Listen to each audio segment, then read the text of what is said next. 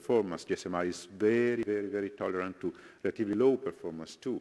It's compatible with high speed up to 500 kilometers per hour, and we don't think to exceed them in the next 20 years, I guess, in railways, maybe in other modes of transport, but not in railways. And again, it's compatible with more flexible architecture and communication systems at the boundaries. So that's something which will be where we will be actually impacted from. The governance is, of course, complicated. It's complicated, but it's also very rich because we have knowledge, we have know-how, we have a standardization entity, ETSI, with which we are interfaced. We have the UIC, the Commission is playing its role, of course, and we have CEPT and ECC in terms of management of the radio spectrum, radio technology. So it's a complex work, but all the actors are needed because otherwise we cannot have a fully fledged system with its frequencies and with the right specifications and with the right level of standardization. We have a strong cooperation with ERA, needless to say, on the topic because they are doing it for GSMR and they are following the evolution of the system. And from the point of view of the complementary architecture, we have Shift2Rail that within the innovation program too, as a specific technological demonstrators aiming at coming with a better independent system. It is an onboard system linked with, of course, FRMCS. So now, as we know, we have the main resource is 2 times 5.6 megahertz. This is harmonized, and that's the maximum importance in terms of interoperability. So we have to take it, to keep it for railways as long as possible, and if possible, to complement it. The main hypothesis, which would be harmonized, is at 1900 megahertz. Fine.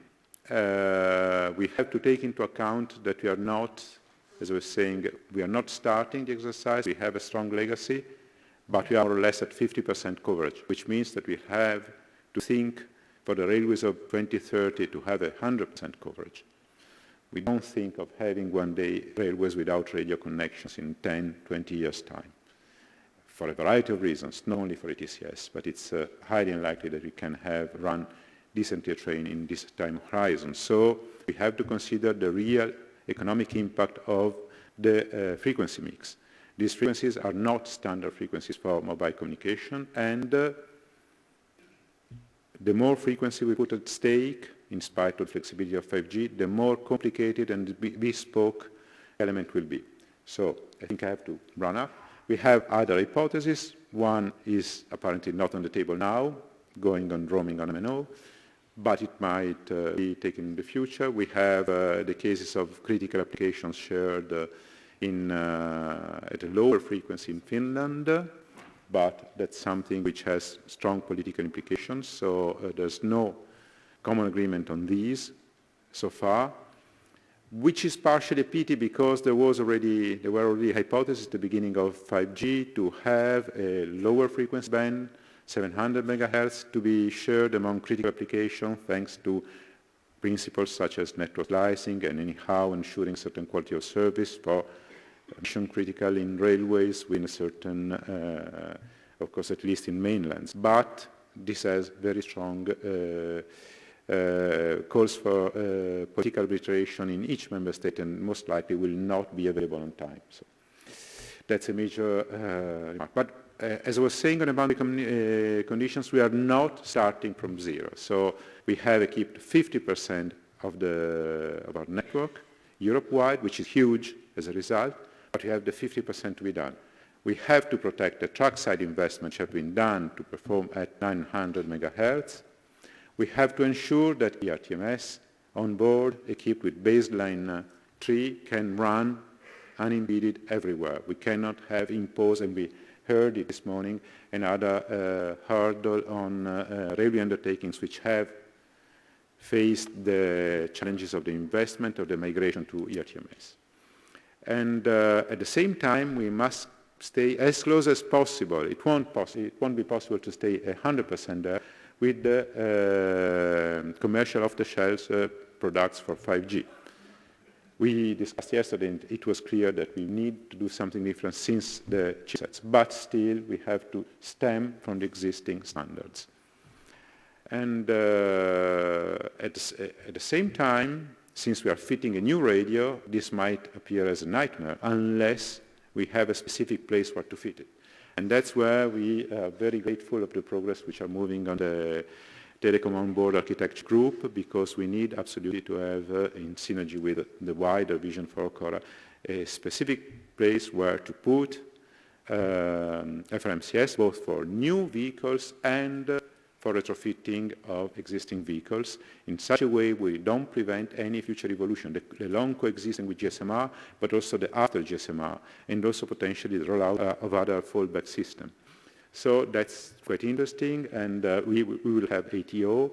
The role of it will have level 3. The role of communication, the messages exchanges will change. Will not change much in volume, but in nature, yes. So we have to prepare for that. And we are very grateful that an intense cooperation with HC is already taking place, and they will soon revise the relatively technical document for the onboard part. And as we said, there's a vision in general that we cannot have a widespread ERTMS with a good business case unless we come with a simplified but streamlined and strongly standardized onboard architecture built on main important functional blocks connected with the standard bus. This is something where everything has to be fit into. And so we have a long roadmap. There's an intense dialogue ongoing since a couple of years now. Well, it started earlier, but okay, in the last couple of years, there's intensified. And we hope to agree on the key technical elements to be included in a mandate for standardization to HC within this year, and to submit it next year, according to all the procedures needed. We know that we shall support also pilot projects to define all the testing environment and to test also all the alternatives and the coexistence of the two systems and their implications as soon as possible. And we know eventually to come up with a full set of specifications to be included in the 2022 CCS TSI, because we cannot miss this deadline, and it's very close. There will be time for prototyping. We were discussing yesterday, not less than a couple of years, and then we'll be ready to start the deployment which likely for a radio system trackside can take place quite smoothly, but we can start by 2025. Then we'll have, everybody says 10 years. Well, this is a guess, an informed guess though, and I think we come close to the reality of coexistence, of additional constraint also on the sector in order to keep GSMR alive and to provide the deployment of the new system. So we need to consider all the means to have the rollout as swift and as fast as possible. And then there will be a gradual decommission of GSMR, which is where we will eventually deliver the full potential of FRMCS and TCS over FRMCS. And, but we don't envisage to conclude it before 2035.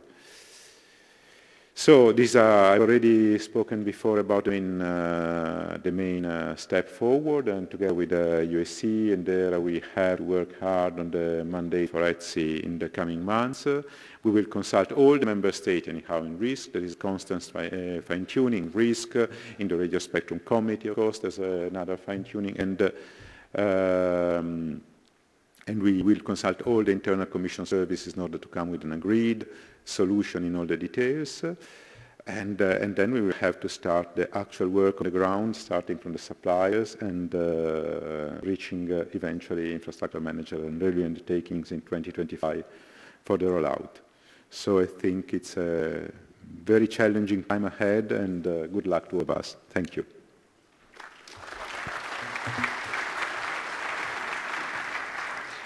Thanks, Carlo. We are going now to the agency, and Gilles Spence, who is priming the activity of FRMCS in the agency, will speak of the planning, governance, and some risk. Thank you.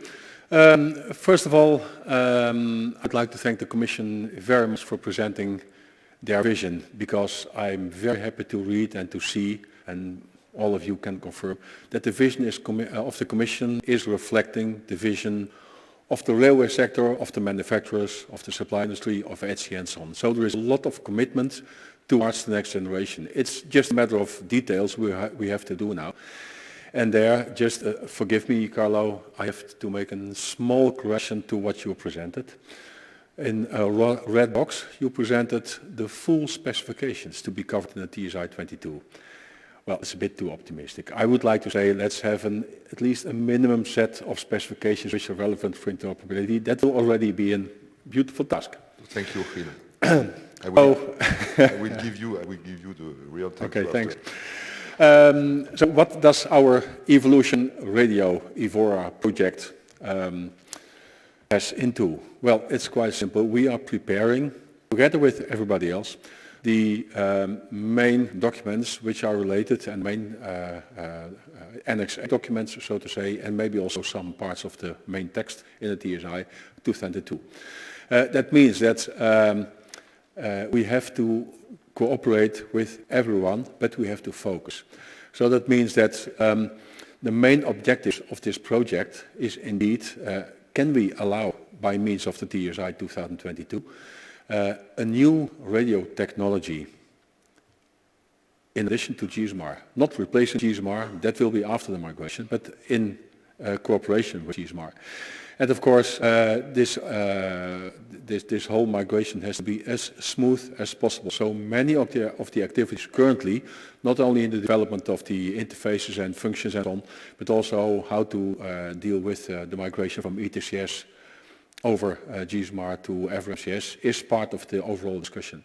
That's ongoing yet. So the smooth migration is one of the conditions for success. On the other hand, and you may assume it is a bit vague, but the digitalization of railways, which has already been started for many years, but it is a very good opportunity for railways to adopt the overall architecture for the radio communication backbone and to use that for further digitalization, IoT of things on board and so on and so on, which is most probably almost impossible with GSMAR due to the fact that with GSMAR we have limited capacity. On top of that, we have just, in fact, and that's the main focus, to focus on the specific requirements for interoperability. There is a lot of other things. You mentioned already that we have UIC has developed the user requirement specification, is working on the FRS, and then we'll come on that later. But when you are defining over 60 applications, that's a bit too much for TSI 2022, so we have to limit ourselves. However, when you would like to make an update of TSI in 2022, that means that mid-2021 we need all necessary input documents and deliverables from our contributors. That's why we have organized since 2.5 years a so-called coordination working group, which can be considered as a kind of coordination platform for all activities related to the development of the specifications of FRMCS. So we hope that with this coordination, with all stakeholders like well, you see the list, CR, AM, Unit, SIG, Unitel, and so on, are involved. So with this platform, everyone knows who's doing what, who can interact on what document, where are interfaces to be defined, and so on. So this works very well. That means that when we are focusing on the specifications, we have to take a look to what is currently in the TSI for GSMAR. I don't say we have to copy-paste, but at least this is a reference, knowing that GSMAR will be used by railways for another 10, 12, 15, maybe even longer years. So as long as we have GSMAR, we have to take into account the different functions, the way of use of GSMAR. So that should be also one of the references for FRMCS.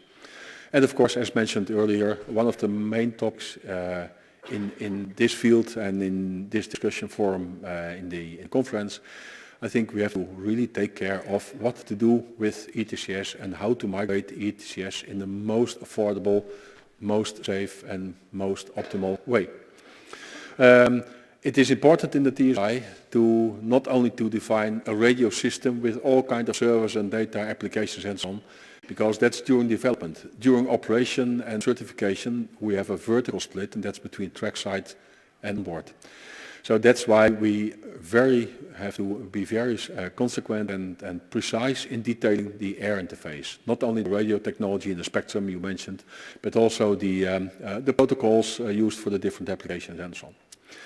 And of course, not to forget interworking with GSMR, because that's the key for the migration. And we have to take into account other activities which are ongoing, and that is, for instance, the migration principles. My colleague Wouter Malfay will come on that later this afternoon, beginning of the evening maybe. And of course, to take into account the overall control command architecture activities, for instance, RCA, Okura, and other activities also in shift to rail. So that has to be taken into account. That means that we have to be very selective in what are the topics to be addressed in the first upcoming update of the CCRCC. Of course, we have some risks. So in the next conference in 2021, I hope, not confirmed, Hans, yet. So that means that then we have to present, and we will present the results of all these activities. But there are some risks. So maybe we have to address in the next conference some risks and some delays. But I'm very confident with the commitment we have and with the synchronized activities that these risks are minimized to the absolute minimum. And the challenges for the next phase after the publication of the TSI is, of course, availability of products, assignment of spectrum by the member states. You will come on that later. And of course, and that's in the earlier stage, we have to prepare already today the next phase, and that is test and validation activities. So let's see if we can turn the red box of the CCS TSI 2022 in a green box. Thank you very much.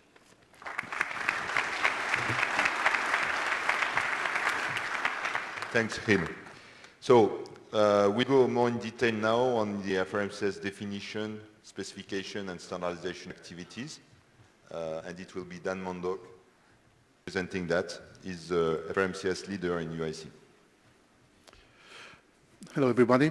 I'd like to make a very short presentation about the FRMCS definition, specification, and standard activities, but also to show an overall plan to deliver a system that we want to make it work.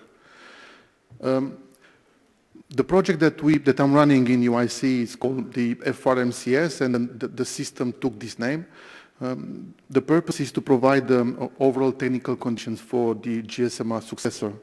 We started working on three main work streams, which are the user requirements from operational telecom people, system architecture, and frequency spectrum.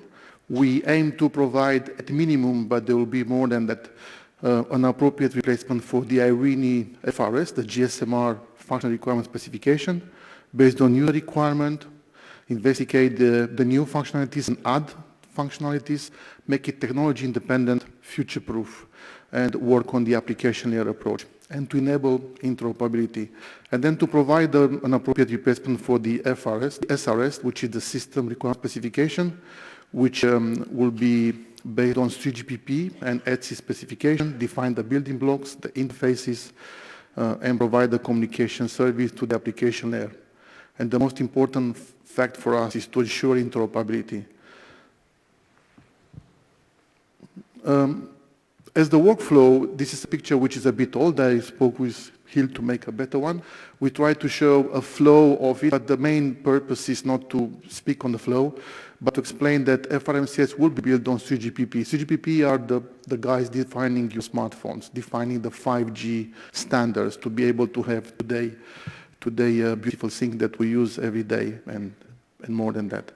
So FRMCS will be based on 3GPP. We want to have a standard that is doing this, and gaps will be covered by the ETSI specification. We also need the FRS and SRS, which will complete the 3GPP and complete the system to provide the necessary means to operate the networks and to guarantee the interoperability as per cross-border, not between equipments.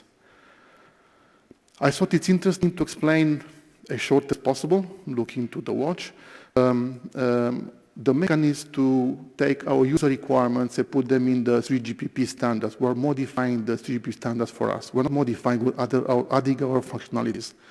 First, we define user requirements, which is adopted globally, more than 1,000 comments. Then we take the use cases and we write them as the railway people understand it. You press the button, this thing will happen. And then we hit the telecom people in 3GPP, the guys doing the standardization. And we have to modify our use cases and write in their language. And it is quite a lot of work. Once we do it, we pass the ETSI technical committee for Telecom checkpoint, where you have railway people and suppliers. We put it in a technical report, and then we send it in the 3GPP system architecture.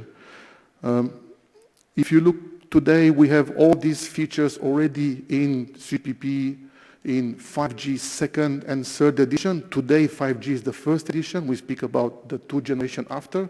And we aim to have all the critical functionalities in the third edition of 5G, which should deliver, we aim to deliver a functional FRMCS system.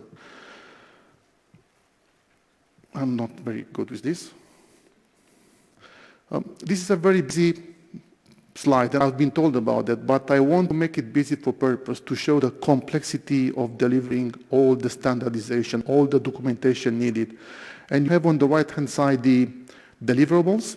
I speak about the one for the 2022 TSI, because we have to deliver what was already asked by my predecessors. And we have a first block to deliver the FRS and the SRS for the 2022 TSI, and then to deliver the stable one for the stable product around end of 2024. Then to have the use cases, our requirements in the 3GPP standards, modifying the system so we can use it for railways, and finally to obtain the frequency, which will not get in detail because Vincent will explain it largely. We have here I put here the dates where the 5G second and third edition product will be available around 2021 and 2023, which allows us to build demonstrators and to start testing them. Last but not least, in a short time that I think I still have, a few seconds, I tried to put here the FRMCS high-level plan. So we do a specification phase, a demonstrator phase, and a European trial phase. The deadlines are there. The purpose is to have the system available end of 2024, beginning of 2025, based on 5G third edition products and respecting the TSI requirements and the user requirement that we have. Thank you very much. Thank you, Dan. Very efficient. So now we have one of our best specialists. No, sorry. First, we have. It's also one of our best specialists, but he's coming. Which is, but that's true. That's true. I'm not joking here. What is very interesting with Vincent du Europea is that he knows quite well the railway because he has been working in that environment some years ago. But after he has chosen to go to a very interesting agency, another agency, which is the French agency for the frequencies. And is today chairman of the famous FM56. I say famous because it's a famous one for us, railways. It's one of the forum in all the railway telecom galaxy, in the telecom galaxy as a whole, where there is decision or there is, let's say, assessment, a lot of assessment that will condition the frequencies results within 2 years from now. And so, and I have to say it there, even if at the beginning it was a bit difficult with the agencies because of the famous problem of the IoTs and the battle on frequencies for that, since that point we received a very strong support from the French agency for frequencies, and that it will help us a lot for obtaining what we need for railways. Vincent, it's yours. So good morning, everyone. So Vincent Durper for the French Spectrum Agency, NFR, head of the European Affairs. So thank you very much for your kind words, Jean-Michel. I hope that there won't be that you will be pleased by the result by the end of 2020. So I will present you what's going on the spectrum regulation side. So it is not part of DG Move, it is part of DG Connect. And within CEPT, we administrations are in charge of harmonizing spectrum, and railways is one of the key topics ongoing right now. So, as you have understood, CEPT is working very hard on railway mobile radio. So this is a new acronym to designate railway radio communication systems. So we launched a project team in February 2017, so it's already more than 2 years ago, I am lucky enough to be the chairman of this FM56 group. And at that time, so the work was triggered by UIC and ETSI TCRT. And then later in July 2018, we received a mandate from the European Commission asking to deliver harmonized technical conditions for the FRMCS. And so it's going on. The answer from CPT is waited for December 2020. So we will do our best to answer by that time, but I must tell you that there is a risk that there will be one cycle delay, meaning an answer in March 2021. It's not sure yet, it's still under investigation. It is due to the fact that we have many things to investigate. And you can see on the right side of the slide that we are investigating 3 different frequency bands. So obviously you can find the first one, which is the core GSMR band as it is today, so the 2 times 4 MHz plus the 2 times 1.6 MHz, which have been preserved for highway purpose. And then, and this is really a great achievement from the highways, because clearly I can tell you that the agency was absolutely didn't realize that before. In the initial phase of the work in CPT, the highways were able to demonstrate that there was a need for a second band, which was really not clear at the very beginning. And so as a second band, 2 bands are under discussions, the 1900 MHz band. So in this band, it will be only 10 MHz in the lower part, or, and it's an exclusive or, unfortunately, 2290, 23 MHz band, but if I speak on behalf of the French administration, this is seen as a backup solution, clearly. And so, as I said, CP will provide the harmonized technical conditions for that. Clearly, as we saw in the morning, if you want to have ETCS level 2 or ETCS level 3 or ATO, you need GSM or at least some radio connectivity, so meaning 5G. But to get this radio connectivity, you need some spectrum. And so if you don't have spectrum, you have nothing. That's really the key thing here in CEPT. We are really dealing with that. And even if the mandate comes, the European Commission, we also take care of countries outside the EU, in particular Switzerland, for instance, which is really in the heart of the European highway network, but outside of the EU. Here I try to summarize the main technical challenges for RMR for each band. So you have the historical band, the 920 MHz. So you have some debates regarding the maximum power that the highway base stations will be allowed to transmit. So for the time being, the approach is to define a default value, and if you want to go above this value, there will be a self-coordination procedure. So something like, and quite straightforward, to enable the rollout. At 900 MHz, you have some neighbors in frequency. So you have, of course, the commercial operators above 925 MHz, and you have now the short-range devices below 919.4 MHz, and so you will need to filter these usages. And clearly here, and this is really one of the key messages of this presentation, since we need to assess the amount of filtering on the cab radio, we need the involvement of the radio module manufacturers. Otherwise, we will never know whether it's feasible or not. There is a potential guar band required with SRD, but really it's too early to tell you whether it is likely or not. It's just to tell you. At 1900, we have a better view. We know that the main challenge with coexistence with governmental drones below 1900 MHz. So these are drones used for, in case of terrorist attack, for instance. And here the guard band is very likely, so you may face a slight shift in frequency of the FRMCS carrier, so something like 1901, 1911 MHz.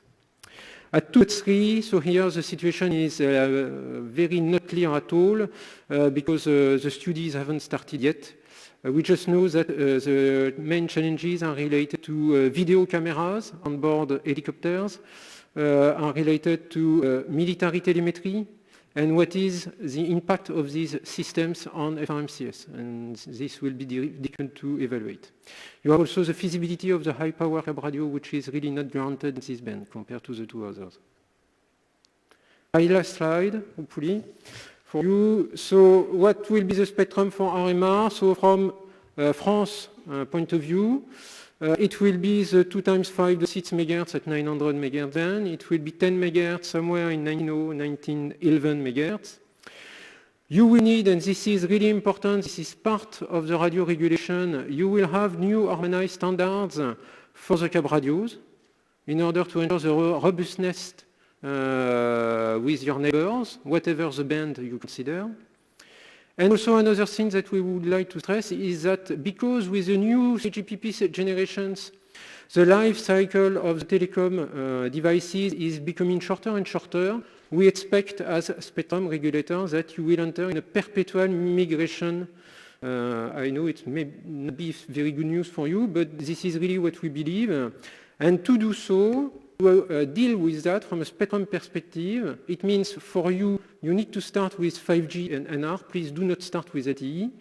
And the second point is that in the second band, so not 900, but like if it is likely it would be a 1900, you need full power, because when you will move from a wideband system to another wideband system, you will need definitely 2 frequency bands.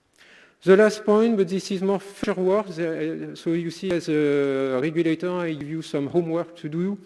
You have to study the TDD synchronization of the networks across Europe, because in 1900 or also in 2.3 it will be TDD, so meaning that the downlink and the uplink communications will be differentiated based on timing, so it means synchronization. And if there is no synchronization across borders, you will lose some capacity, and it would be a pity. So this is it. Basically, what you have to remember is that CPT in all the CPT administrations are really willing to harmonize standards for the highways. We are searching for the best solution, and this harmonization will enable also interoperability for your trains. Thank you. Thanks. So this is the time for the one of our best experts on architecture. So Patrick March is representing ETSI today and is priming the technical architecture group. So he will try to explain, but stay at a high level, please, because it will be very difficult to understand for everybody. Okay? Absolutely. Thanks a lot, Jean-Michel. Good afternoon, everybody. As mentioned, I'm Patrick March. I'm from the Digital Rail organization in Deutsche Bahn, and I'm also rapporteur of an ongoing ETSI work item on the FRMCS system architecture, and I want to provide a short insight into what is happening there. If I get this thing to work here. One has to stress that the work item is actually building upon a previous work item led by Thomas Châtelet from ERA, which concluded in January this year with the first draft technical report of the FRMCS system architecture, already with many considerations on the architecture. The aim of the ongoing work item, which will last until summer next year, is now to substantially narrow down the design options and nail down a very detailed and very specific system architecture for FRMCS, such that afterwards this can very easily then be put into technical standard from ETSI. You see here on this slide that we have broken down the work in this work item into 3 phases. We have analyzed a lot of topics like positioning needs, security, addressing migration from the perspective of any architectural implications of these. And still ongoing big block of the work is to narrow down a specific functional and logical architecture of the FRMCS system. And what we already started is then to do a gap analysis and then see how building blocks from 3GPP can be used to actually realize the logical architecture which is needed. Obviously, the whole work builds on the input from UIC, from the Telecom Onboard architecture group, for instance. So you see all these key inputs here also on the slide. Also, we are incorporating the work from Shift to Rail. I would say one key achievement we had in the last couple of months was actually together with UIC to nail down the definition and delineation of the so-called strata we are considering. So we're always talking about application stratum, service stratum, and transport stratum, where the transport stratum would be, for instance, the actual 5G transport technology or satellite technology used. The service stratum is used to abstract the application from the actual transport stratum.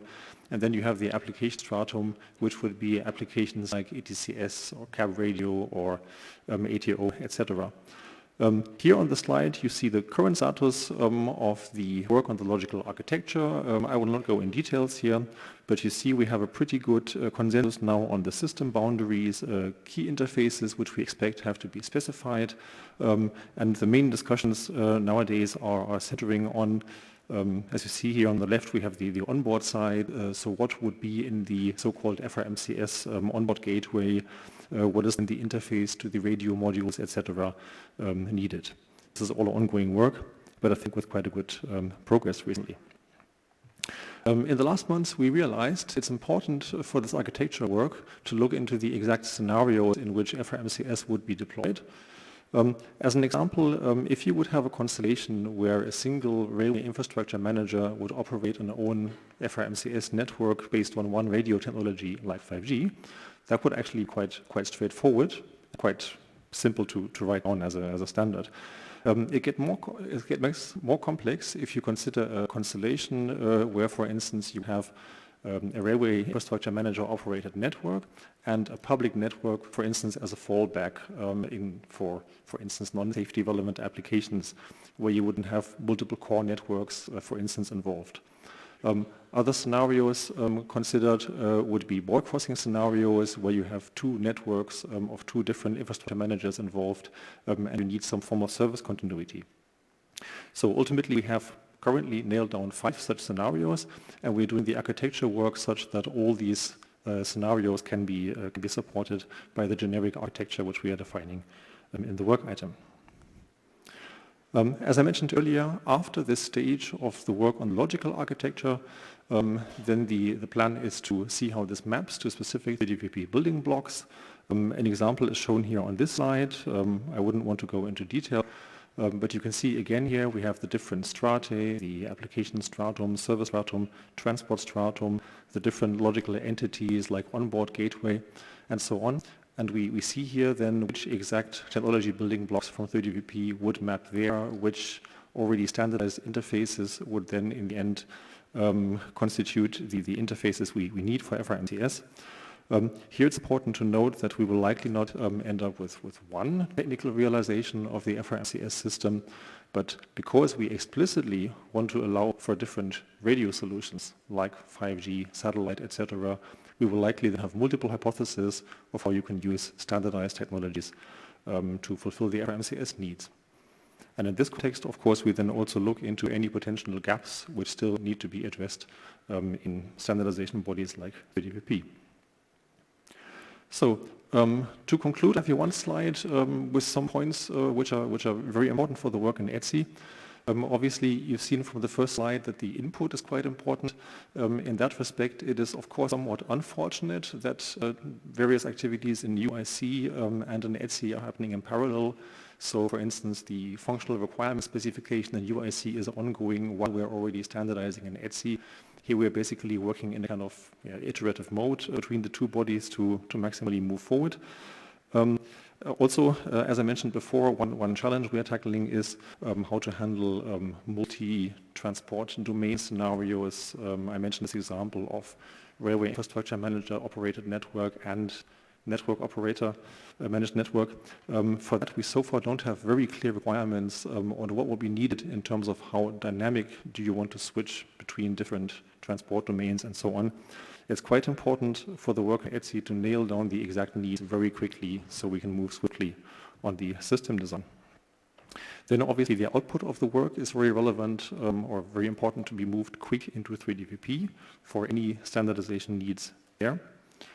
And last but not least, I would like to stress that, of course, anybody, especially who's already ETSI member, is very welcome to join this work. So from the railway player side or infrastructure suppliers, etc., please feel free to join the work in this very critical phase of nailing down the FRMCS architecture.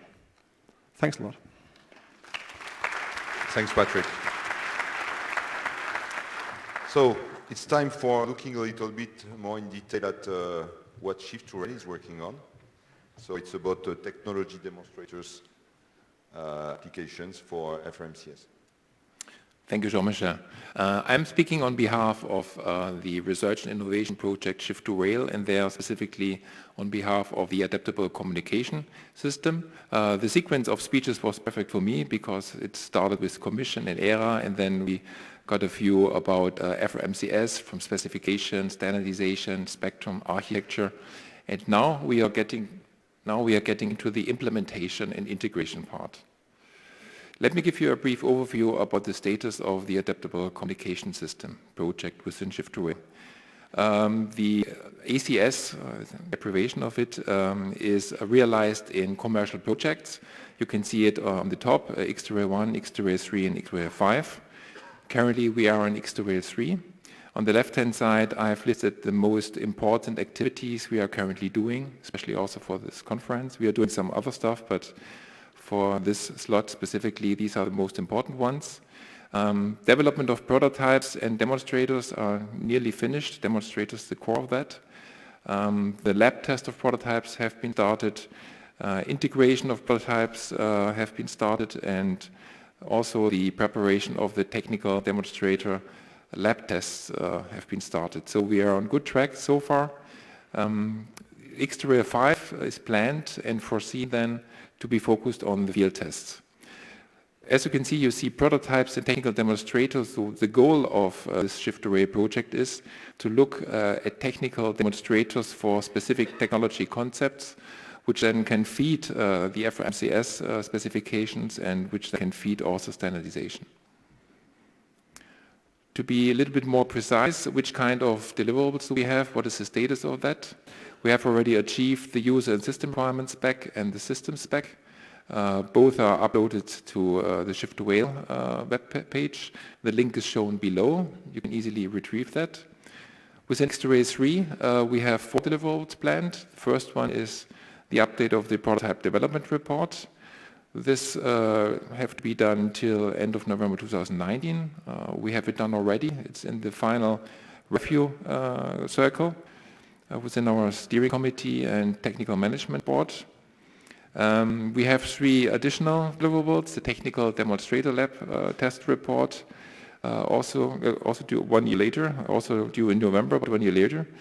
And the last 2 ones, which will be public as well, is the field test strategy, so how we test the demonstrator then in X2Rail 5, and the antenna system specification for adaptable communications in railway environment, which is an interesting subject, which was also yesterday in the workshop discussed intensively. We are always talking about prototypes. Which kind of prototypes are we looking at? I've tried to categorize them. First, the railway segment application-oriented prototypes, which are the basic for the demonstrator. So we have one for the mainline high-speed, one for urban suburban, and one for regional freight.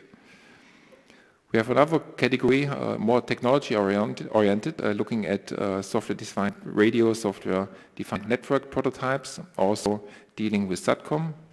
We have voice-related prototypes. For example, railway emergency call is one of the prototypes. Also, the dispatcher application is one of the prototypes. We have prototypes dealing with simulation, emulation, and testing of them. And finally, on the top, as in reality, multi-antenna system prototype. So that are the prototypes we are working on. All of them will be integrated into the 3 demonstrators, which is covering the all the railway segments as shown before. Let me conclude. I'm good in time. Great. So the adaptable communication system is well on track, designed for all railways, high-speed, regional, urban, and freight. The user requirement spec and the system spec available and can be downloaded easily. Technical prototypes are developed. Technical demonstrators have been started, are in integration phase. We are looking still about a smooth, cost-effective migration with coexistence with legacy systems, of course. We have also other Shift2Rail projects dealing with that. And I would like to underline the good cooperation with the UIC project FRMCS. We have a monthly sync up so that we are both running in the same direction, and that the results from Shift to Rail can really be feeding the specification of FRMCS. So at the end, future communication system is a railway game changer, but that's the most important thing. This is the basic for the other key game changers, ATO and ETCS. Thank you very much. Thanks, Yuri. So we are a bit delayed compared to the program. So we will take maybe short questions. We have another opportunity to take other questions after. So please. So how does it work? I have to give you the microphone, or?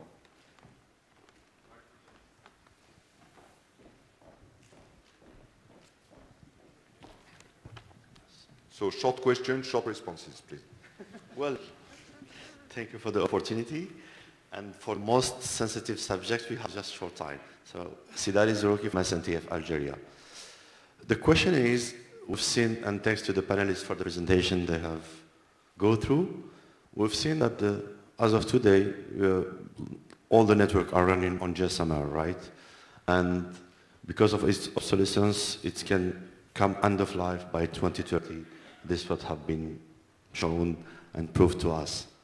Unfortunately, or fortunately, it's a must to go for FRMCS because of the need, more traffic and more features. This luxury, I would say, is not affordable by all operators or all users, for the only reason that, I will just give an example of our network. We've deployed nearly, for the past couple of years, none less than 2,500 kilometers. And for the next 5 years, by 2025, we'll deploy another 10K kilometers of GSMR. Shall we stop today because of FRMCS is coming soon, and then wait till proof of concept and the trial? Because we are not public operator, and I mean, we are not generating money from this GSMR. So we are funded by the government. Shall we keep on investing, say stop, then we start with the FRMCS, then we drop or we swap all the network that we have built so far, or the commitment will be from the USC and the ERA toward the vendors to support us or to keep on supporting us till further, maybe 2035, 2040, I don't know. Because we've been recently, I believe, Mr. Jean-Michel, you and I, in the past week with one of the vendors, was given another commitment that they might go further, far away behind 2040, which is more or less relaxing. It could be the case, but at which cost? And just between brackets, if we go for FMCS again, we've seen that as of today, we still don't know which frequency band we'll be allocating. If we go to the 19 or 23 megahertz, at which cost we need to reduce, I mean, the distance we need to... I think we understood. Thank you so much. And sorry for taking more time. Somebody wants to respond, or? A few concepts. Okay. So, a few concepts on my side. If you wait for the perfect system, you will deploy radio and ETCS in 3000, and there will be no more railways. So, in general terms, that's a provocation, but it's not like that, meaning that there will be further release, there will be further update. The crucial element is that the 900 will say, and you will be able anyhow to reuse all the infrastructure, and that will be a fair transition moment. All over the years, in the evolution of the future, onboard and trackside system will go more and more for something which will be able to evolve in a plug-and-play vision for component by component. So the impact of migration will have to be mitigated, but we will have to roll out system knowing that we will constantly evolve and migrate them. Of course, not every year. You don't change technology, but when you have a radio technology for 15 years and you stay in the same band, you're making a good investment all in all. The point is mitigating the risk of having to make massive investments, probably mostly on board, because in truck side, if you stay in the same frequency, you reuse most of the investment done.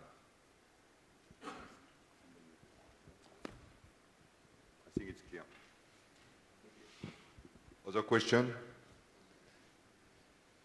So anyway, you can ask the question after as well. So thank you very much for all your presentation.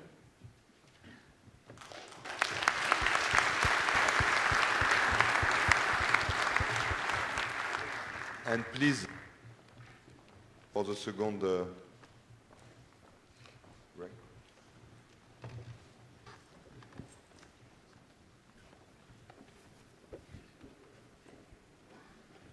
So the second part of the slot will speak more in detail on migration. I hope. So we have different angles on the migration. And the first one, so go directly. We are a bit late. So the first part of the migration will be presented by Wouter, I think. Huh? So it's up to you, Wouter. Hello. Your question came a little bit too early because I will speak about migration and the principles and the risk for migration. First of all, we have to be aware that in 2016 we voted Baseline 3, Release 2, and then the key message was to protect the existing investments that are done. So this is a principle that we will always keep in mind. And this morning we also heard a little bit the balancing between IM and RU interests. To be honest, to move from GSMR to FRMCS, we have the same challenges.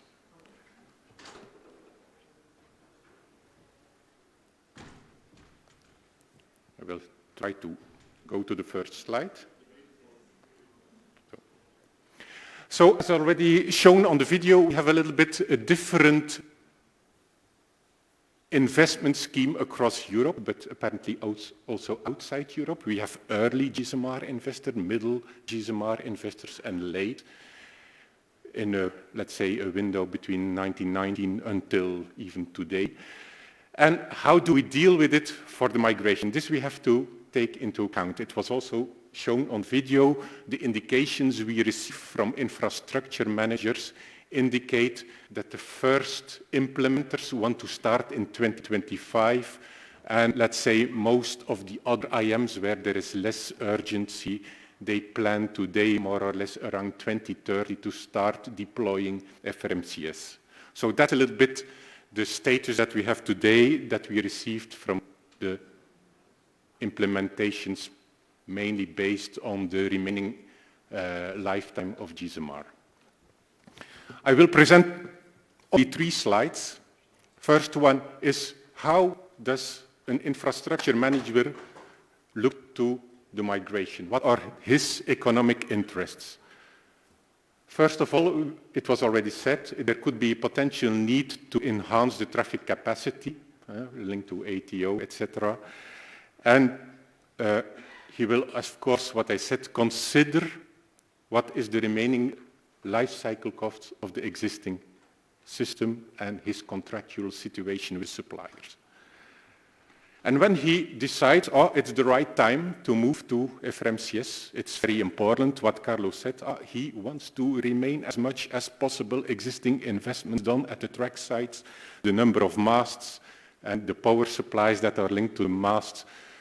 It's all about spectrum, and that's what Carlos said. We have to keep the existing spectrum, which will preserve most of the GSMR trackside investments. Suppose, okay, let's start now, and he has implemented FRMCS. He has one economic interest to switch off GSMR as early as possible in order to avoid the maintenance of dual GSMR and FRMCS radio systems, so to optimize his OPEX costs. So the question is, when is he allowed to switch off GSMR? That's the main question for him. And this we have to address in the next CCS TSI. What are the rules for that question? If we now look to the RU perspective, it's not different as what we heard today about ETCS. An operator, he wants to limit as much as possible the upgrade costs. So for him, it's very important that a smooth migration is done so that the time needed to do the upgrade is as short as possible. The next speakers will clearly indicate what will be the technical means on how to achieve this. From an economical point of view, of course, he wants to limit as well the costs, and very important, as ETCS is interfaced with the radio, we want to have no or limited impact on the existing ETCS installed. As well, the next speakers will detail more the technical solutions related to that aspect. And what he wants from an IM, he wants a long announcement time, that he can plan this work long in advance. I heard this morning that operators, Mitsui, said, we want at least cost certainty for a period of 10 years.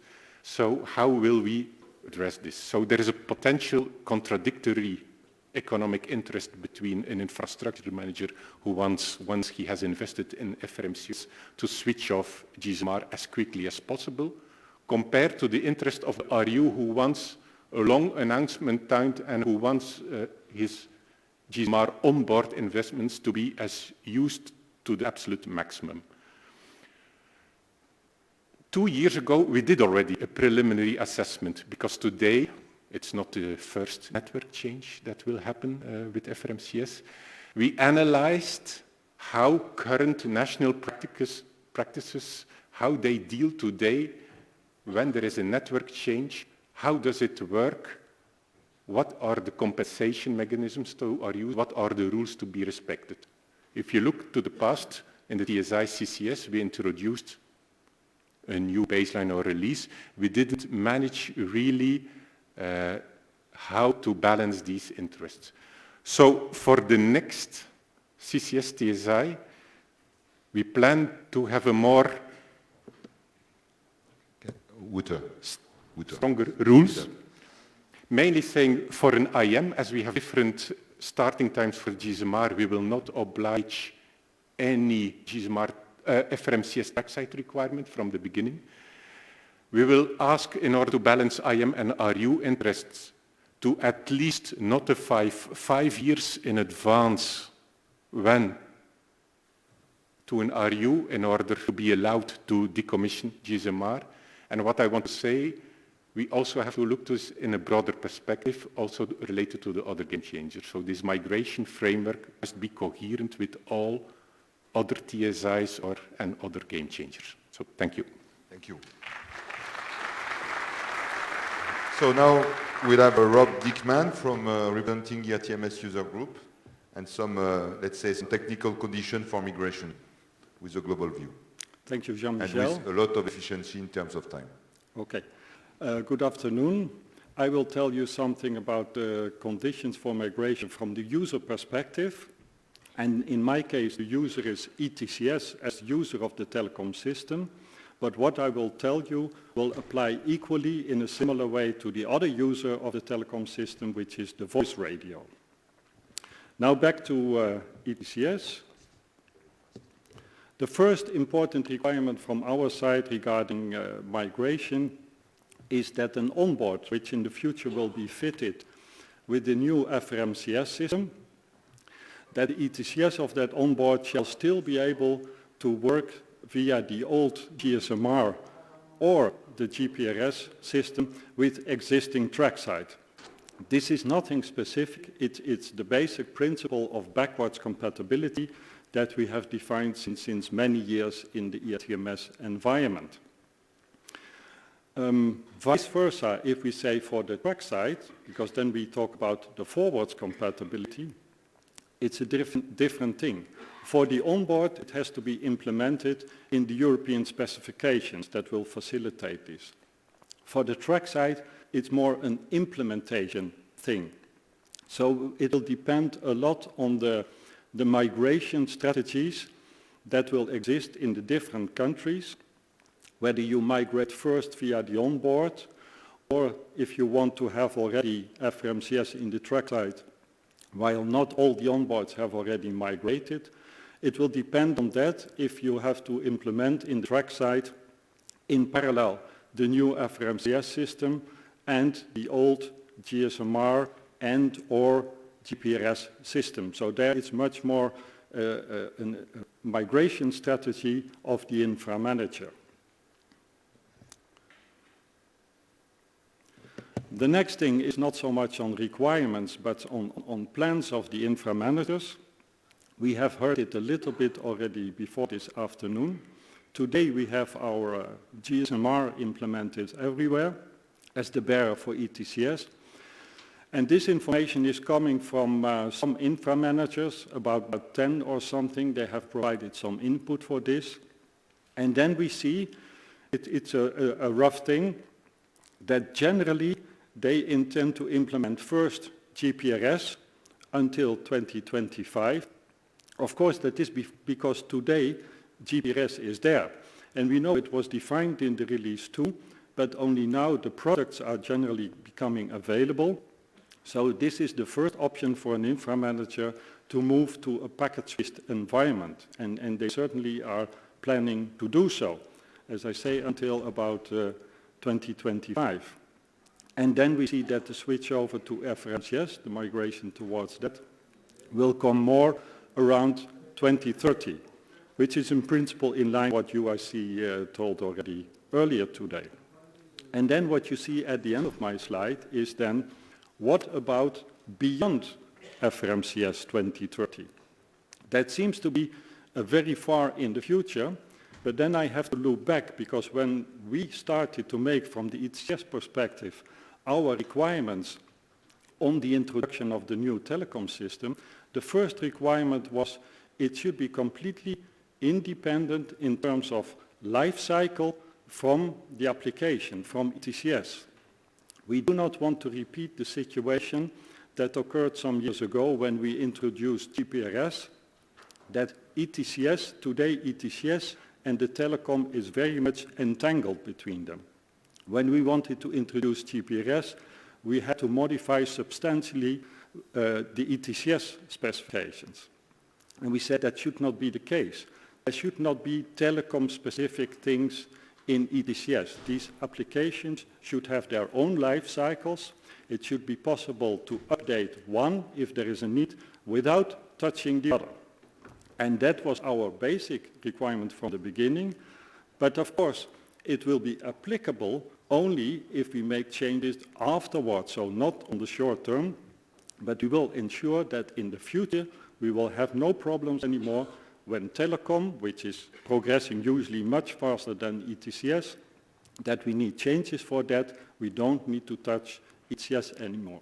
We create complete independence between the two. And these are the requirements from our point of view regarding migration. Exactly zero. Thank you. Felicitations. Congratulations.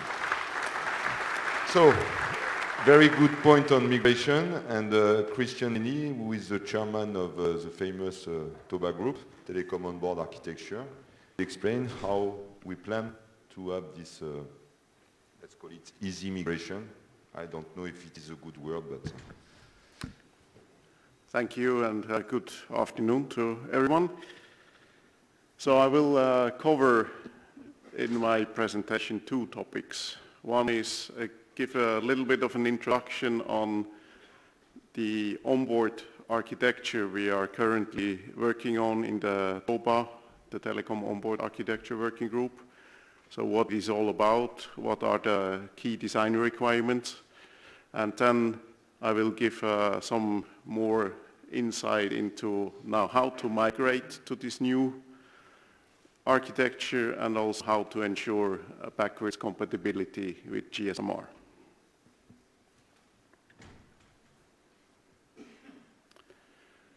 So the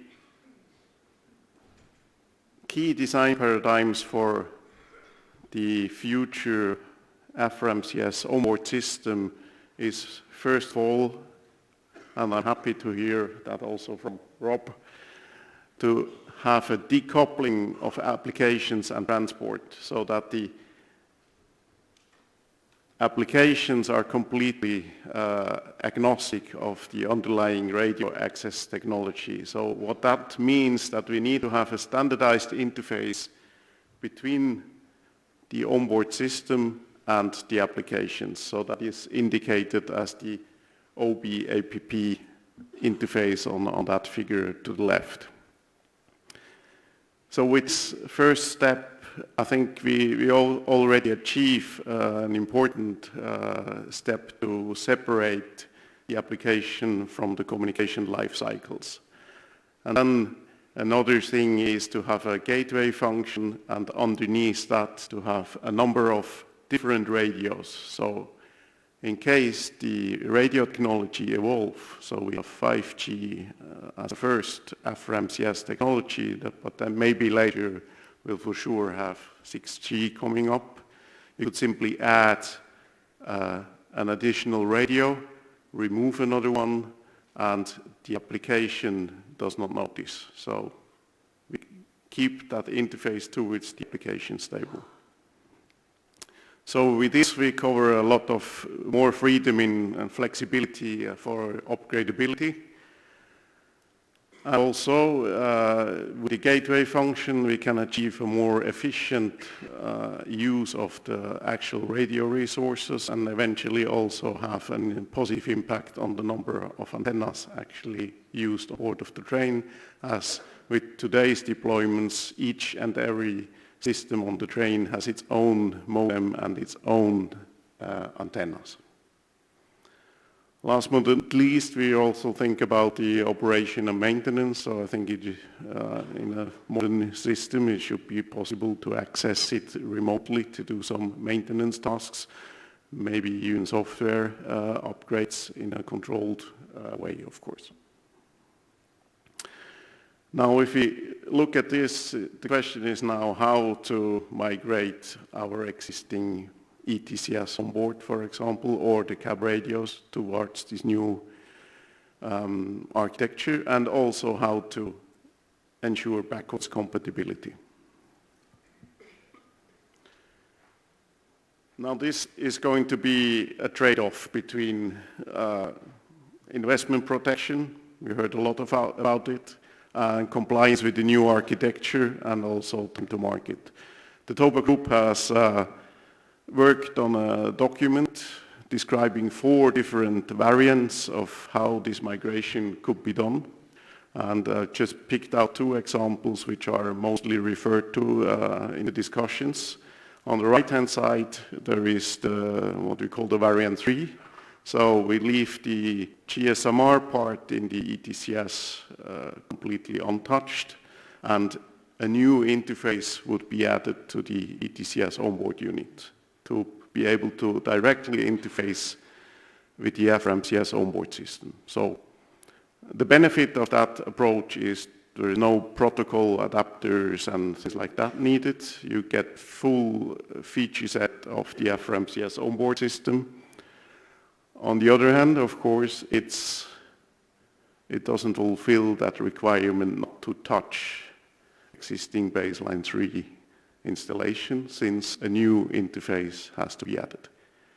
On the other hand, left-hand side would be a solution that would fulfill that requirement. So instead of adding that new interface to the onboard unit, you would have to implement some kind of EDOR emulator. So you have the nice new FRMCS onboard system, and on top of that you'll get a conversion software that will ensure that towards the onboard system, the ETCS onboard system, it's still exactly the same as it is today. Of course, this needs to be developed. There's a lot of protocol adaptations to be done, and it actually needs another migration step. Please. Yes, needs another migration step to get to the target architecture. And I found a picture which I think nicely describes what variant 1 is all about. Thank you. Thanks. Michael? So Michael is the chairman of Unitel, which is a true partner. This is manufacturers, a true partner of this global initiative of FRMCS. And so he will have some words about migration and other subjects. Yes. Please keep the time. Very late. I'm trying hard. So good afternoon also from my side. For me, it's a pleasure to speak here at this conference as a representative of the telecom supply industry, Unitel, the Unitel Committee of UNIFE. And my first slide was actually trying to give you a description of what Unitel is. We skip that because it's more important to talk about what we're doing. And actually we're contributing in the whole process of defining FRMCS, addressing all challenges in front of us. So we're working with all the different stakeholders and trying to really jointly address the challenges and get to our final goals and find the right system for this future communication solution. So we're working closely with the TOBA group. We work with also within UNIFE with UNISIC experts, with all the ERA working groups. So basically we're well connected and work together with all the experts to really have a joint exercise here. So we can talk about GSMR and we have today, but actually to see what will bring us to FRMCS, a successful finalization and achievement of getting this new system, I thought about, okay, what we as a supply industry can contribute to and actually it's more what's key success for the success factors we see. And the first one is we need to prepare ourselves. So the introduction of IP services is certainly one of a helpful step to enable FRMCS. And the obvious one would be to introduce ETCS over GPS, because in fact that would mean we run ETCS over an IP service. Not to forget is we need to prepare us also on the transmission side. So the transmission system is basically the system which is connected to the base stations with the core network, and the systems the infrastructure managers operate today will not be sufficient to carry FRMCS. So that's also something, and I'm just looking to the future, but I think this is something we need to plan ahead of the introduction of FRMCS. So overall, IP preparation for IP readiness is very important. When we look at all the specification work, and actually that's really valuable work because we're working together and trying to define the scope of this new system, I think now it's also time to step back and try to prioritize the use cases. So what's really important for day one? And not that we want to cut something out. No, it's trying to optimize the process to achieve this first step, finally to get to the completion of the documents to be included in the TSI 2022. To achieve then the implementation of FRMCS project, the rollout of FRMCS project, I think we have to de-risk this activity with performing some test and validation activities. And when we have all the specifications, as I said, are important documents, but who gives you the assurance, who gives you the confidence the specification really satisfy the requirements? So we need to do full testing, and all the supply industry will do testing, but we need to do some testing in labs, but also testing in the field environment, in real environments, to really ensure that the system as specified works and addresses all the customer requirements. So it would be perfect if you would have a similar model or tool or vehicle, whatever you want to call it, as we had for GSMR. 20 years ago we had the project, maybe some of you still recall, it was called MRAN, under the leadership of USC. That was really a perfect tool to make GSMR a success. So overall, I think a key attribute, and we heard it many times today and yesterday even, a collaboration which will make us successful at the end of the day, which will ensure that we're working on the right steps towards, in this case, the completion of the FRMCS standards, as well as ensuring that we are successfully rolling out FRMCS in the right time frame.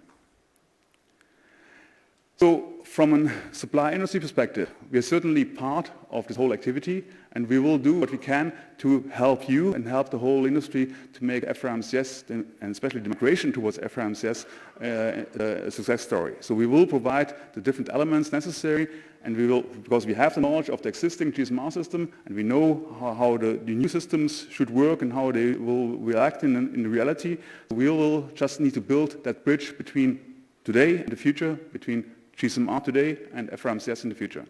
Thank you. Thanks, Michael. So the last presentation is for Robert Sarfati. So a lot of you know him. He has a lot of experience on all these things. So he will give us some view on the lesson learned from the past and for the future. Thank you very much. Good afternoon, ladies and gentlemen. I would like to I have been tasked to give some ideas about the lessons learned. As a matter of fact, I have been as a father of GSMR and now working hardly on FRMCS. I was tasked to address that point. I will try to address it as quickly as possible and going to the first. Yeah. So I'll change it.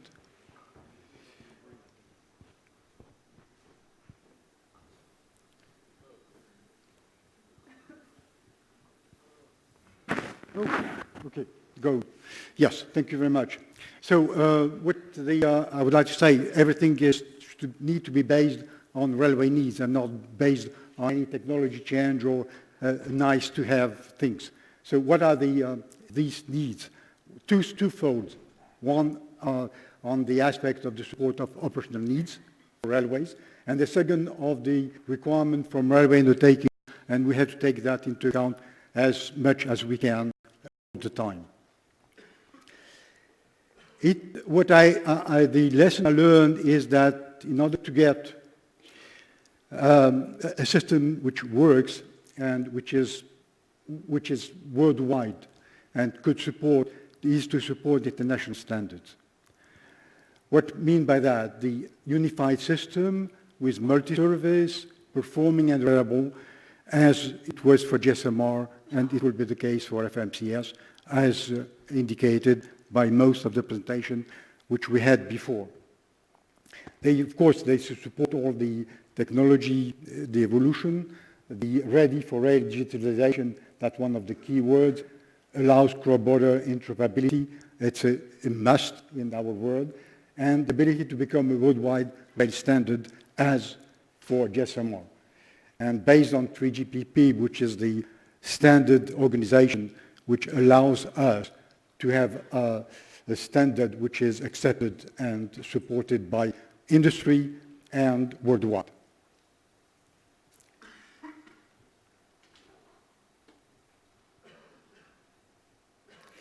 This was a slide which I introduced in the past for GSMR. I see that nothing has really changed from the time, except some of the drivers, which are rail market size improvement, did not. We are a professional area, not in the worldwide public market.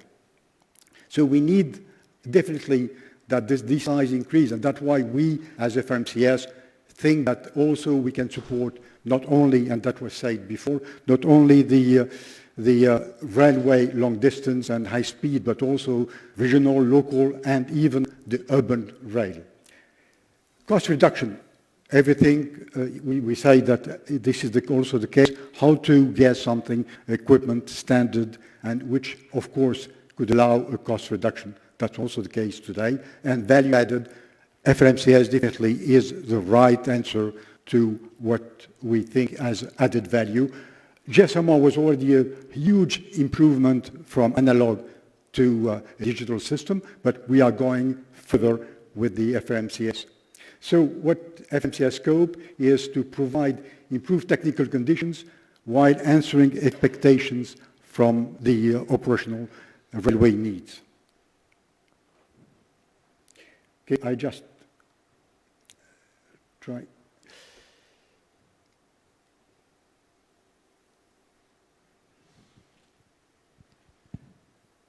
if I can make the next slide happen. Yeah, okay. Interoperability challenges. I don't know so far. I have 45 seconds to try to answer that. Is it something that we, could it become a nightmare? We have a system today in GSMR that is 130,000 kilometers in Europe, and we have no problem going from the north of Europe to the south of Italy without any issue. And that's the challenge that we need to at least address. We are looking for flexibility. Flexibility means more interfaces, more possibility, but also some disadvantages, which are the number of interfaces. Interworking is necessary. We have the old system, the new system. Cybersecurity is one additional point to be addressed in the IP world. Multi-purpose on both standard, nice, of course, but means also more interfaces. Application handling, good. I would use the word not cost, but modified off the shelf, and future-proof. And for that, I would like to say that I was surprised to see that I want to go to the conclusion because the spectrum is one of the essential things which I would like to address. And that's my conclusion now for that. FMCS will offer flexibility, definitely, and based on application handling, and of course, which means that as we say, whatever the application, it could handle all of them. FMCS designed for future-proof system to handle the evolution of radio access is based on IP.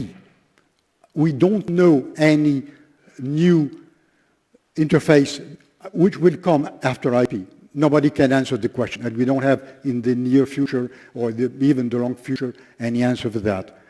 The challenge is a very stable GSMR system with a lot of opportunities associated with the risk, which is inherent to the open system. The only thing I would like to get as a final sentence, as a conclusion, I heard, and I was very pleased to hear, that the rail environment is the greener transport system.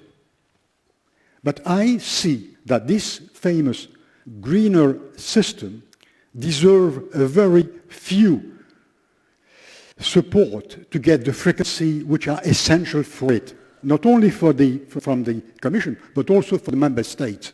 So I'm not blaming anyone. It's just a conclusion as a father of GSMR that we from the past were aiming at having 4 plus 3 mega, but now we are in the situation where we will try to get the best from the frequency we have. Thank you very much. Thanks, Robert. So we are running really out of time. So we take a few questions and we'll make the conclusion. So please.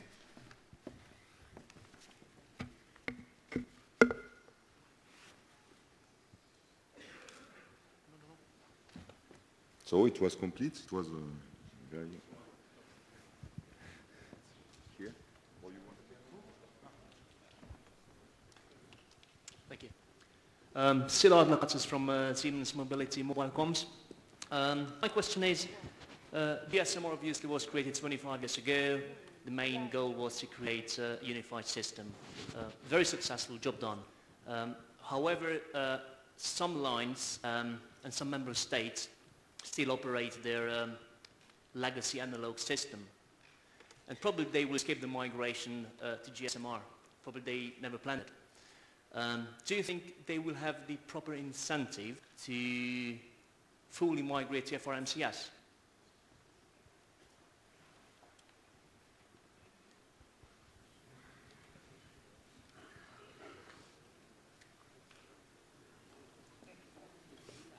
Fully incentive. So I cannot respond for that, I'm sorry, but I may have an idea, but Gilles, you want to say some words? It's for you. I like the question because everyone is proud on GSMR, but please do not forget that GSMR is only one radio system used by railways, and there are many, many others. We know that, let's say, shunting communication is very often used still analog radios or tetra radios. We know also that one member state somewhere in the north of Europe has abandoned the GSMR world and went to tetra. Okay, temporary. So I think that your example of migrating, yes or no, from analog to FRMCS, that's not the only example, there are more. So I think that RUs, railway undertakings and infrastructure managers together have to conclude what is the best solution and what is the best timing and the time to market, as stated by Robert. Sooner or later, I assume that you also have to abandon the analog radio, maybe under pressure of your telecom regulator, maybe under pressure of obsolescence of technologies and so on. So there's no answer possible, but everyone has to decide himself or herself what is the best time to market to migrate, or not. Exactly. I don't know a better answer. Thank you.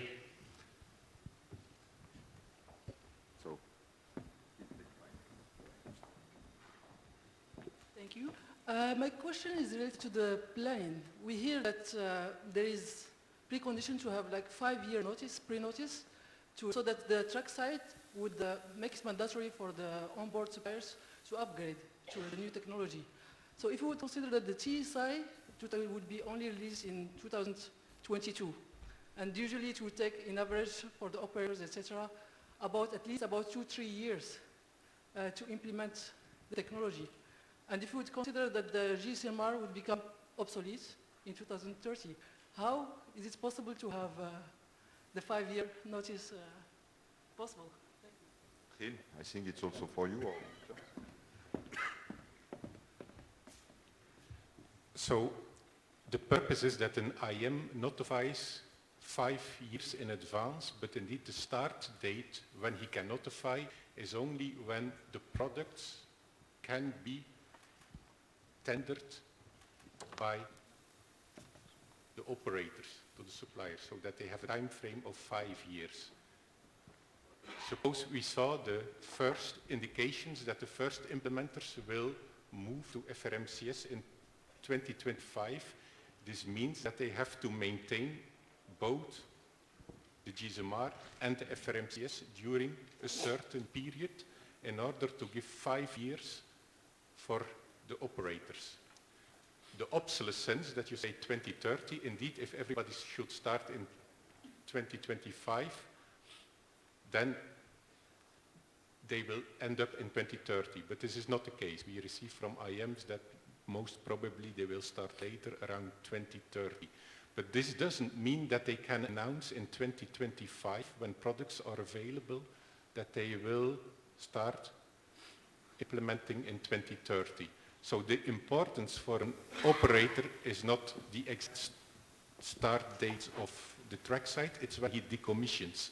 And this has to be known 5 years in advance. I would like to add that already in the CCRCC 2019, so the most recent one, it is already indicated that in the national implementation plans you shall indicate at a certain moment. So you have obligation to insert in national implementation plans when you would like to switch off GSMR. So this is already covered in the legal framework, not in detail, but at least the mechanism is described. Thank you. So I'm sorry I have to close the question here. You may have the occasion in other panels tomorrow to ask questions.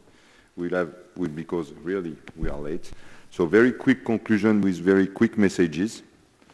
I think we learned today, or we saw today that FRMCS is on its way. There is a plan. The plan starts to solidify.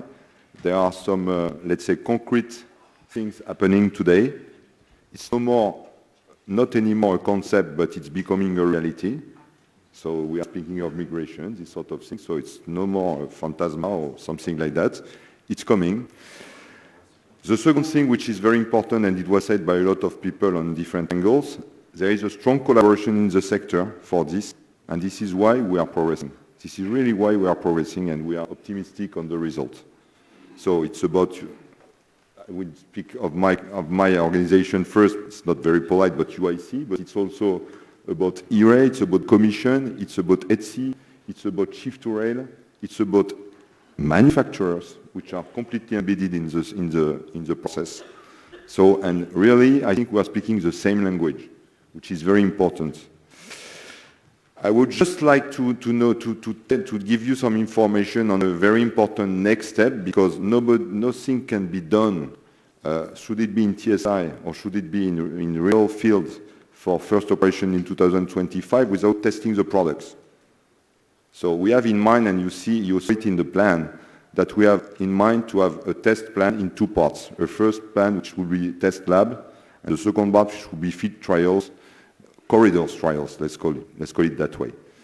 I would like to give the information that the sector today, which is well unified, is responding to an important call of Horizon from the Commission, European Commission, that will be permitting to do the first step of this test in the next 3 years. This is absolutely necessary. We do that, because if we don't do that, all the plan is at risk. That's very simple. That was in the plan. I think we have the condition to do it now. The industry is around the table. They are ready to go. The railways are around the table. They are ready to go. So let's do it. Last two messages. I think you understand that FRMCS is one of the key enablers for digitalization and evolution of CCS. That's somewhere the first element that will make us progress on the global CCS scheme. So we have to pay attention and to go fast at the same time, and it's not contradictory.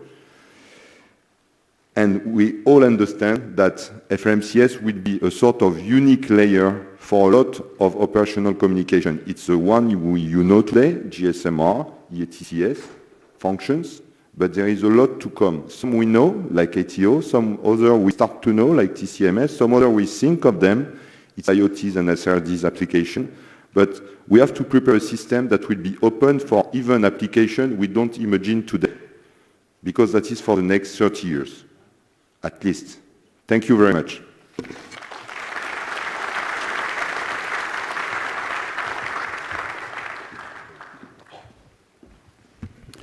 Okay, we're coming now to the concluding remarks, and may I kindly ask Elisabeth Werner from DG Move to conclude our second day of our conference.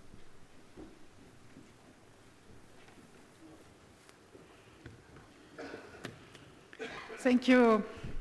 Thank you very much for having this opportunity to actually close what is a very busy day for you. And I can only pick up on the spirit of the previous speaker. The main message would be, let's go careful, but let's go fast, and let's do it. Several hundred people here today share the same goal, an ambitious and an effective rollout of ERTMS that produces real benefit for the rail sector. Still, and in spite of this shared objective, the progress so far is neither fast nor easy. So why is that? And this is why I would like to give you in my intervention a quite frank analysis from the Commission's point of view of where we are today, or many subjects that you have been covering already in the discussions, and that, and I cannot see you. Okay, right. Now, I have four main points that I want to cover, and the first is, of course, the infrastructure deployment. ERTMS deployment based on our European deployment plan shows that we are, like last year, behind schedule. We stand today at 5,700 kilometers delivered and equipped, but we targeted 7,700 kilometers. And we want to be at 10,000 kilometers in 2023. So there's still today more ERTMS outside the EU than inside the EU. We are behind schedule. We're tracking the progress, and I'm looking at this very regularly. Many of the projects are delayed, and we're still hopeful that they will be delivered, albeit a bit late. This is disappointing. The good thing, and where I'm very encouraged, is that we now see some member states making very decisive progress. Fully executed national deployment plans are vitally important to delivering the much wider ERTMS deployment across the whole network. The national plans must build on the European dimension and on the corridor dimension, both in the planning and in the execution. Today, we have Luxembourg going for the full network deployment. Belgium, Denmark, Sweden are all in the process of moving to this as well. Germany and Italy have ambitious plans. I hope they will come to fruition. And alongside the full network deployment in Switzerland, this means that we have significant networks, significant international corridors, parts of Europe well equipped very soon. But let me be very clear. ERTMS will only fully demonstrate its value when it reaches the critical mass overall, because it will only be when it can reduce the trackside costs for the infrastructure managers, and when operators, railway undertakings, realize that this is an alternative, a unified system, rather than an additional costs, that we will have finally everyone convinced and on board. This is why the coherent networks and the corridors are essential. And this is why we really must redouble the efforts to work along this. This is why we have the European deployment plan, and this is why I can only say that we expect the commitments made to be met. This was in terms of the kilometers equipped, but now let's talk about the trains, and that is the onboard deployment. It's clear when we looked at our ERTMS business case that without the coordination, as I said, along the national and the corridors, we will not succeed. And this is why we have ERTMS corridors, both sitting here in the second row. What we need is member states coordinating to deliver coherence along the networks. This is why we need a coordination also between the onboard and the trackside. One without the other will not really convince. And then we see that retrofitting really becomes a major bottleneck. We need to equip a significant portion of the fleet to finally be able to remove Class B systems from the trackside and thereby bring these cost reductions that we have been talking about for so long. And it is the operators, in particular international operators such as freight, that have the most uncertain business case to deploy the ERTMS today. Therefore, we want and we must rebalance the costs and benefits of the ERTMS deployment between the infrastructure managers and the operators. And as our onboard analysis shows, we need to equip some 12,000 vehicles retrofitted between today and 2030. That is estimated to cost between 4 and 5 billion, and this is why we really need to look at the cost side. This is a very significant challenge, and this is why I want to emphasize that the Commission will continue to play its part. We will continue to provide Connecting Europe facility support. Suppliers must also address the significant issues of time to deliver and of the overall costs. This is also why we're now looking at unit costs for the prototypes. I see, however, here a mixed picture across member states in terms for the onboard support, and I want to say that proactivity is necessary. It's not optional if we want to ensure this program to succeed. There was a discussion in session 2 about the aggregation approach. We continue to think this is a very promising way to tackle this, and I'm very glad that Connecting Europe facility EU budget support was available to help deliver this project. And one thing that makes this very special is that it also combines technical and financial support, and I think both are necessary in addressing this retrofitting bottleneck. because it's not only and always about money. We must continue to take steps to address the complexity of the retrofitting, and a significant part here comes down as well to commitments not to continue to improve the legacy systems. We want to have an open market for the specific transmission models interfacing with ERTMS, with the legacy onboard system. We have recently, as a Commission, written to 26 member states seeking assurance on these points, and we're waiting for 14 more answers to arrive. And please take note, we will continue to pursue this topic. We will continue to pursue this discussion. The third subject I wanted to discuss is the regulatory framework. The steps taken in the fourth railway package, in the SI package that came, will, I am sure, make a real difference to ERTMS deployment. We already see the benefits of the role of the agency, our host here, in the vehicle authorization and trackset approval.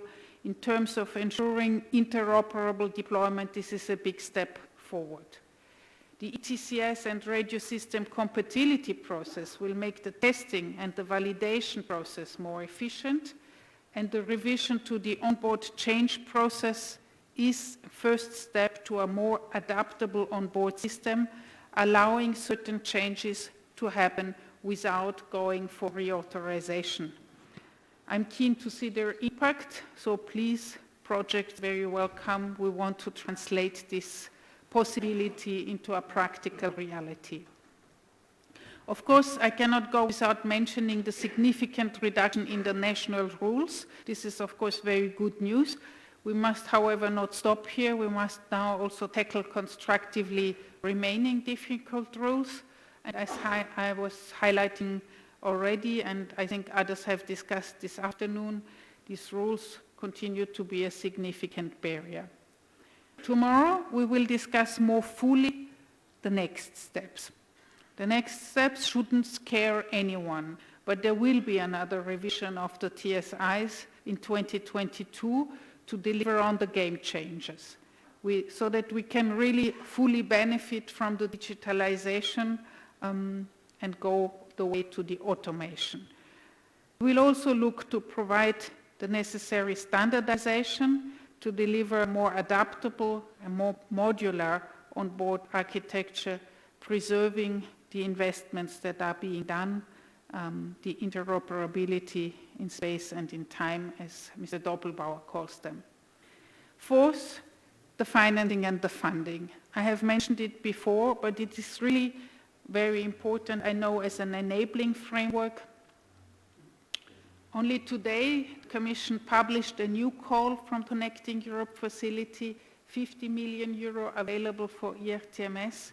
Over the last years, we have made available about 1 billion from Connecting Europe facility, in addition to contributions from the structural funds.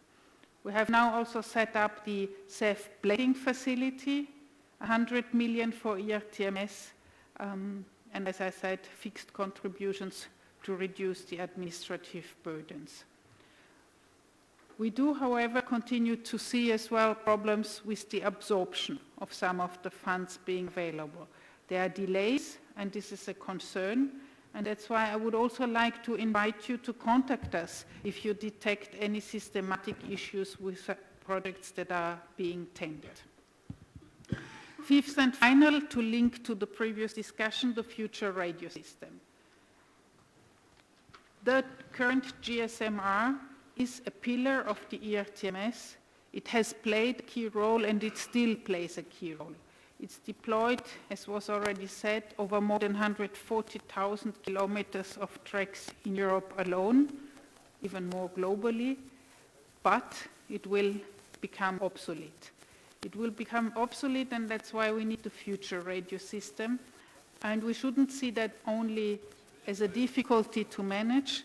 We should look at this as a real opportunity for the sector. Some important points have already been made. First of all, I want to say that as a Commission, we are fully committed to timely delivery of the specifications. Together with the 2022 TSI revision, to allow the product delivery as soon as possible thereafter, with a clear date for it to be available. As for all the system equipment, the renewal of the radio system must not undermine current onboard deployment plans, and we will also have to look at timelines, perhaps for switching off the GSMR to plan a very good transition. At least maybe a timeline for no longer equipping new trains. And we also have to look for controlling the costs by as much as possible using existing non-railway specific products and existing trackside infrastructure wherever possible. Finally, to close, really an outlook to the future and an outlook to the discussions tomorrow. This is tomorrow's discussion. ERTMS and CCS, where next? In anticipation of this and my Director General, Mr. Hololai's opening statement tomorrow, I would like to just pick out one particular aspect.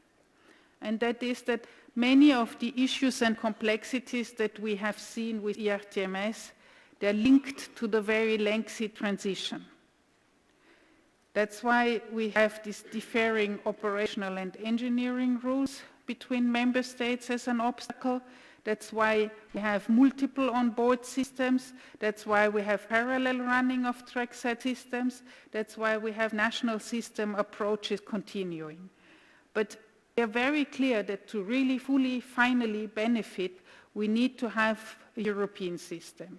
ERTMS only networks between member states to really go with a single system. And that also, as I said, requires decommissioning the Class B system. So we would really like to see a clear plan for Class B to be ended, and we will explore putting in place decommissioning dates that are manageable and suitable. We need a more ambitious path for a European approach, for railways to, as I said, make the best use of the digitalization, and it will have not only the signaling, it will have fantastic number of positive side effects in terms of capacity, in terms of linking with traffic management, in terms of linking with the rest of the mobility system. We have such high expectations to railways in the current policy context that I can only repeat the window of opportunity is now to deliver reliable, efficient mobility. This is what railways stand for. And so I can only quote back previous speaker, let's just do it. Thank you very much. And I look forward to tomorrow's discussion.